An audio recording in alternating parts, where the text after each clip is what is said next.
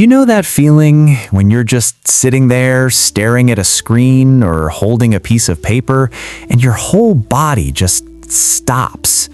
Your heart is doing something weird, your hands are maybe a little cold, and you're thinking, this number, this result, this one moment is going to tell me something about who I am. That feeling, that exact terrifying, beautiful, gut-wrenching feeling.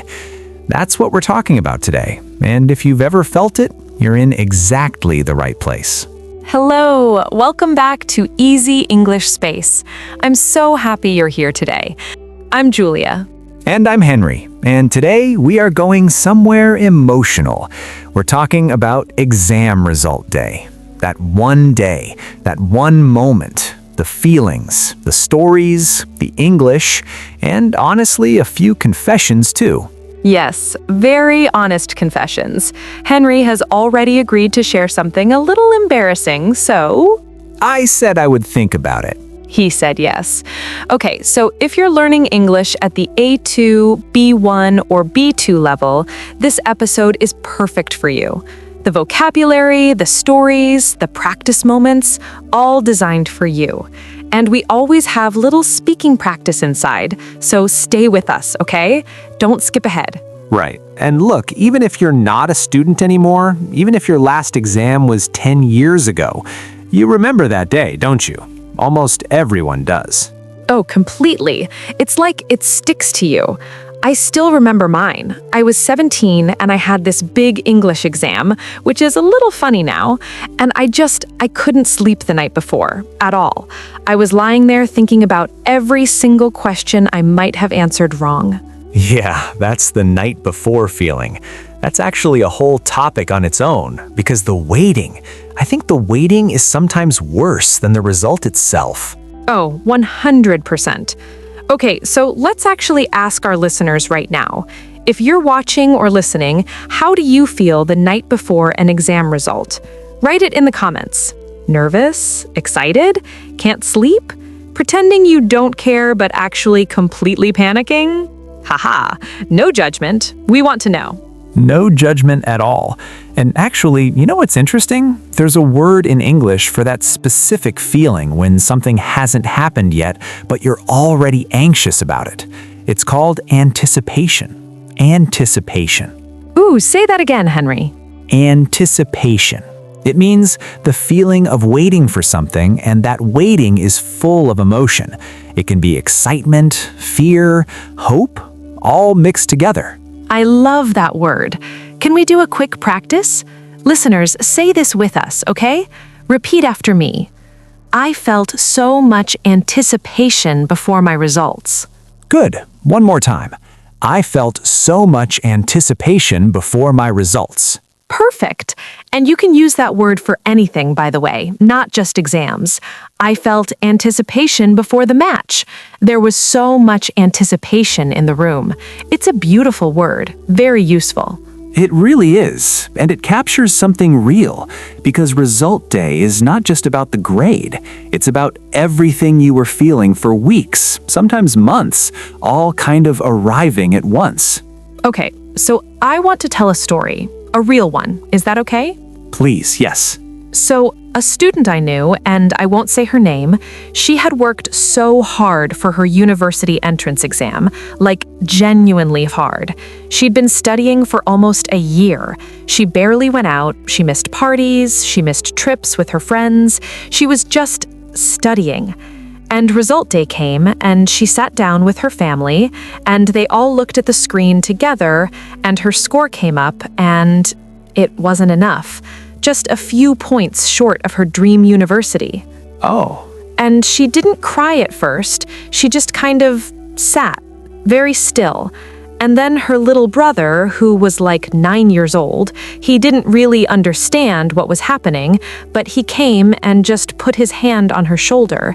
And that's when she cried. That's the kind of thing that stays with you. It really does. But here's the part I want people to remember. 3 years later, she graduated from a different university, a really good one. And she said to me, I think it was actually the best thing that happened to me because I needed to grow up a bit first. And I think about that a lot. I love that, and it's such a good English phrase, actually. Grow up a bit. It doesn't just mean becoming an adult, it means becoming more mature, more ready. Exactly. I needed to grow up a bit. Listeners, write that down or write it in the comments. I think I needed to grow up a bit. It's such a natural, honest phrase. And very common in spoken English. You'd hear that in a real conversation. It doesn't sound formal, it doesn't sound stiff, it sounds like a real person talking. Which is the goal, always. Okay, Henry, your turn, your story, you agreed. Yes. So I was in school and I had this maths exam and I was actually quite good at maths. I thought I was anyway, and I was so confident going in. I remember thinking, this is fine, I've got this. Ooh, famous last words. Famous last words, yes. So the results came back and I failed it. No. I failed it. And the worst part was, I had told everyone it went well. I had walked out of that exam room and said, yeah, that was fine. Pretty easy, actually. Oh, no. Oh, Henry. And then I had to go back and tell people, yeah, so turns out it wasn't fine. And that feeling, that specific mix of shame and surprise and honestly a little bit of how did I not see that coming?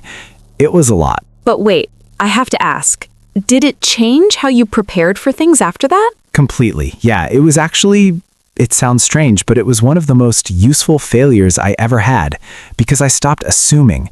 I started actually checking, actually asking, actually being honest with myself about what I knew and what I didn't. I love that. Stopped assuming. That's such a good phrase.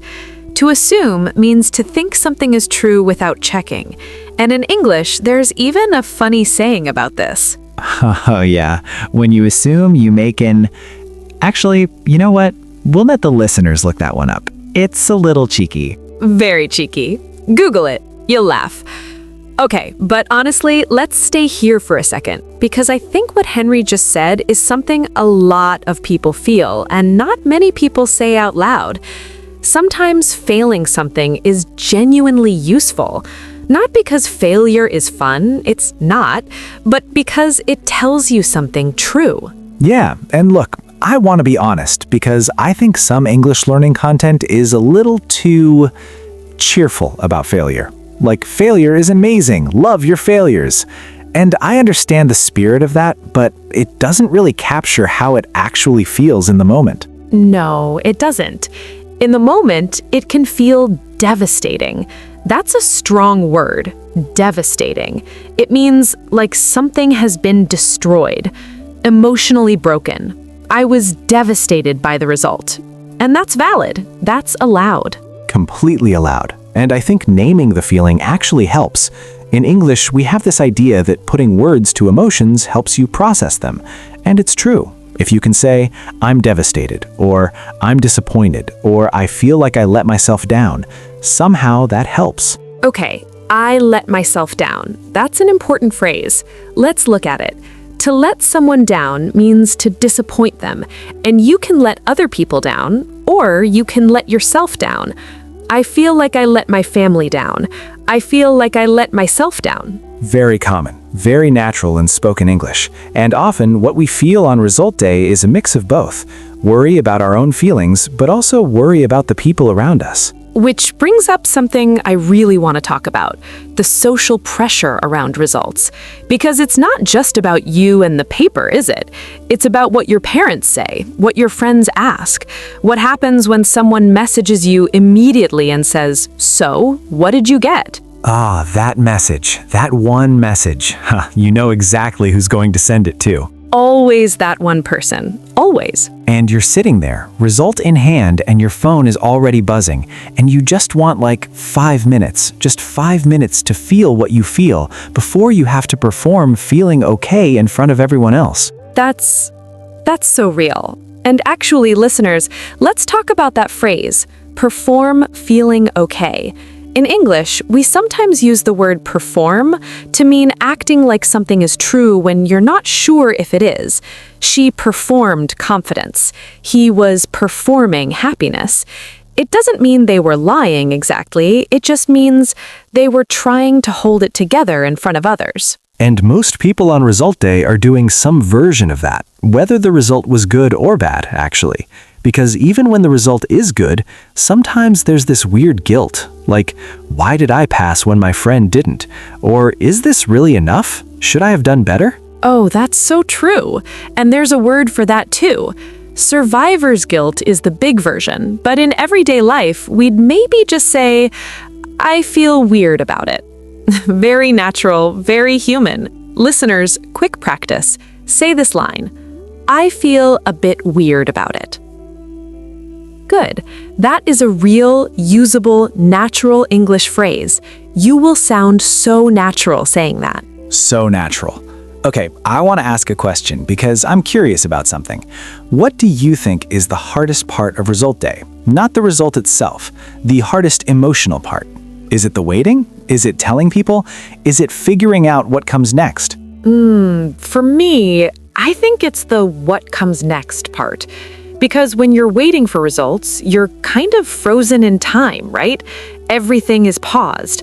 And then the result arrives, and suddenly time starts moving again, and you have to make decisions and have conversations and choose directions, and that can feel enormous. Yeah, the result is almost like a door opening, and then you have to walk through it, and you don't always know what's on the other side. And not everyone feels ready to walk through, and that's okay. I want to share a really small thing that I think is underrated, and that's the phone call, or the moment, if you're with family, that first conversation after the result, because that conversation can shape how you feel about everything that comes after. Say more. I think that's so important. So, if someone's first reaction to your result is kind, even if it's not the result you wanted, it kind of softens everything. But if the first reaction is harsh or cold or disappointed, that sticks. That can stick for years. It really can. I had a teacher once, and she said something to me after an exam that wasn't kind, and I still remember it, word for word, and it made me scared of that subject for a long time. Yeah, words matter. And this is actually something I think about in terms of English learning too, because when you're learning a language, you're vulnerable. Every time you speak, you might make a mistake, and how people react to your mistakes shapes whether you keep trying or whether you shut down. Oh, that's such a good connection. And listeners, I want to say this directly to you. If you make a mistake in English, and you will, because everyone does, that's not a failure. That's just the process. That's literally how the brain learns. So don't let anyone make you feel small for trying. Well said. And speaking of trying, let's do a little vocabulary moment, because we've used some great words today, and I want to make sure everyone has them. Yes. Okay, repeat after us if you can. Anticipation, the feeling of excited or nervous waiting. Devastating, emotionally overwhelming or crushing. To let someone down, to disappoint them. To assume, to think something is true without checking. To perform an emotion, to act like you feel something, usually to protect yourself in front of others. These are all real, natural, human English words and phrases. Write them down, or better yet, try using one today. Even in your head, even just thinking in English counts. It really does. Okay, so we're getting closer to the end of today's episode, and I want to do something a little different. I want us to think about what we would say to someone who just got their results, good or bad. What's the most useful thing to say? Ooh, what do you think, Henry? Honestly, I think the best thing is just, how do you feel? Not what did you get, not what are you going to do now, just how do you feel? Give them space to actually answer. I love that, because it makes the person, not the result, the most important thing in the room. Exactly. And for our listeners, here's a little thing you can try. If someone you know is waiting for a result, instead of asking, "So, did you pass?" try asking, "How are you feeling about it?" It's such a small change, but it opens up a completely different conversation. And in English, that kind of question shows real emotional intelligence. It's the kind of thing that makes people feel genuinely cared for. Okay, and now I want to say something to anyone listening who's waiting for results right now, or who just got them, or who remembers a time when results didn't go the way they hoped. You are more than a number. You are more than a grade. Your story is still being written, and one chapter, even a hard one, doesn't end it. Yeah, and I mean that genuinely, not just as something nice to say. There are so many people who had average or even bad exam results and then built something extraordinary. And there are people who had perfect results and still felt lost. The result is information, just information. What you do with it is the real story. Beautifully put, Henry. I have my moments. You do. Okay, before we wrap up, we just want to say, if Easy English Space has helped you even a little bit, even one word you learned, one phrase you remembered, one moment you felt a little more confident in English, we'd love it if you subscribed and came back. It really does mean the world to us. It really does. And for today's comment question, we have two actually. First, how do you feel on exam result day? Nervous, calm, excited, terrified? Tell us in the comments. And second, do you remember a result, good or bad, that changed something for you? Share it below. We read every single comment. We genuinely do. And for today's homework, it's simple and friendly. No pressure. Write 1 or 2 sentences in the comments about a time you had to wait for something important and how it felt. It doesn't have to be an exam. Any kind of waiting, any kind of anticipation. Use some of the words we practiced today if you can. And next time, we're talking about something so useful, so practical, and honestly kind of exciting. We're going to explore how to use the internet to learn English. The real ways, the hidden ways, the ways that actually work, and the ones that waste your time. It's going to be a really good one. You don't want to miss that one, seriously. Okay, thank you so much for being here today. Take care of yourselves, be kind to yourselves, and we'll see you next time on Easy English Space. See you then. Bye, everyone.